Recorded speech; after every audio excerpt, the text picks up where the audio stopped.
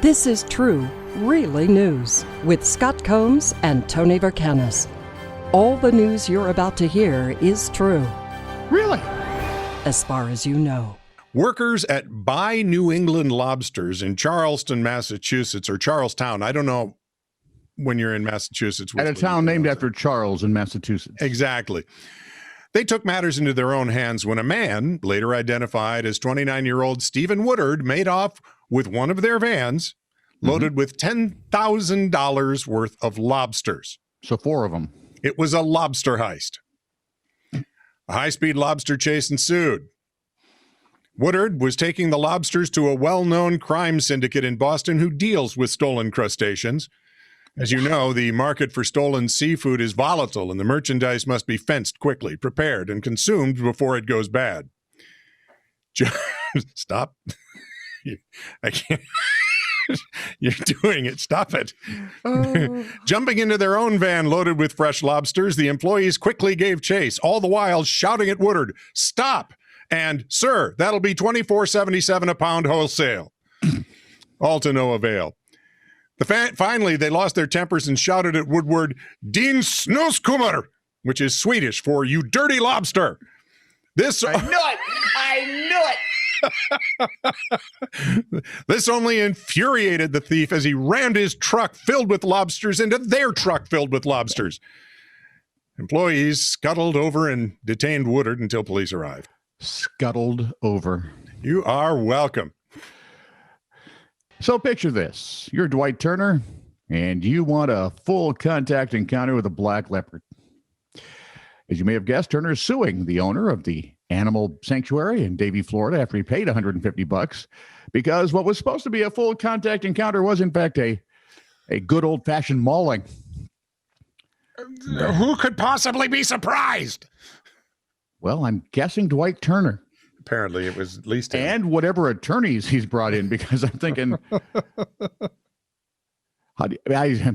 Michael Pogge told Mr. Turner that time with the leopard last summer for $150. He said, you can go in, you can play with it, rub its belly, take pictures, blah, blah, blah. But the leopard attacked as soon as Turner entered the enclosure, leaving his scalp, quote, hanging from his head. Authorities said Pogge is licensed to have the leopard, but he has been cited by Florida Fish and Wildlife Conservation for allowing the contact and for maintaining captive wildlife in unsafe conditions. Would that be Mr. Turner? I should have known it was Florida, man. Well, there's only 2 places that could happen. Florida and California, anywhere. There you go. Yeah. From the Titter Wayback Machine. Depends if you want young nutballs or older nutballs. This time set for 1960. Oh, good. As long as it's not 2020. Scientists from the Poultry Research Branch of the U.S. Department of Agriculture said they successfully created a chicken-turkey hybrid. The new bird was dubbed turkey? A chirk. Really? This was the first time such crossbreeding had ever been successfully achieved, but wouldn't tucking have been more fun? That success. This is what's called a limited success, okay? Mm. One of the obstacles being that chickens have 6 pairs of chromosomes. Turkeys have 9.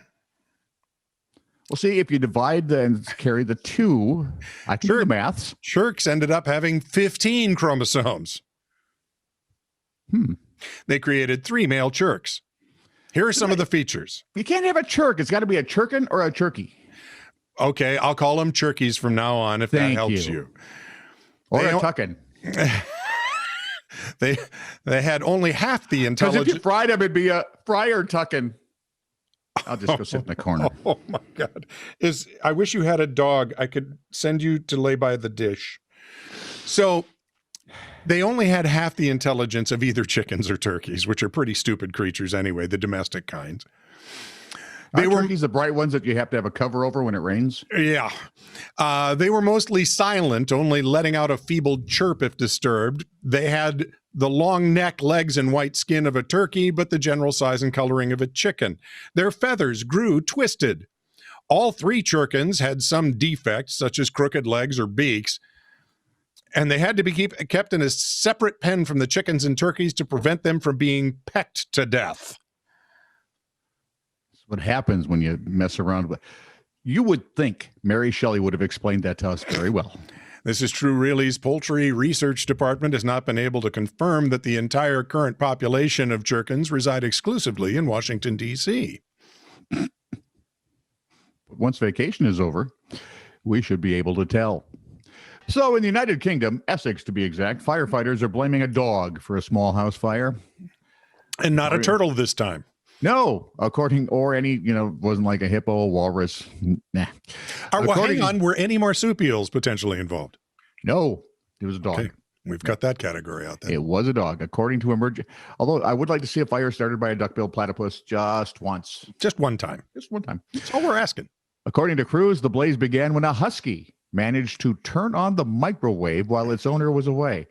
I owned a Malamute there, one of those northern breed dogs like a husky. He's a great dog. He was a smart dog, but he was not smart enough to figure out how to turn on the microwave. Just smart enough to get themselves into tons of trouble. Other trouble, yes. Told you, right? The police came one day because our neighbors said we're leaving our dog outside. Yeah.